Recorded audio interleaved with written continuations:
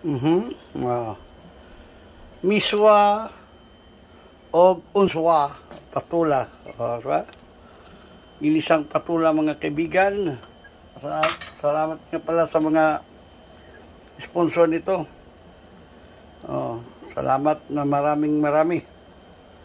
So, ito na po ang ating lulutuin ngayong mino. Ang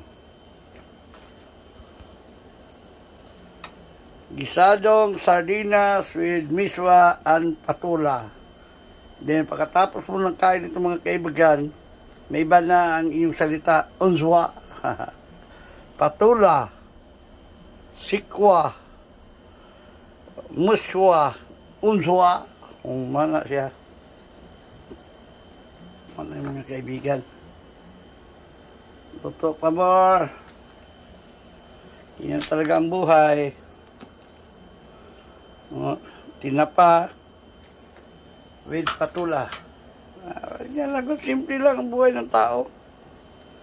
Masarap kumain pag ang puso ang ginagamit. Busog-lusog talaga. Kasi, kumukulo na mga kaibigan. Kulo.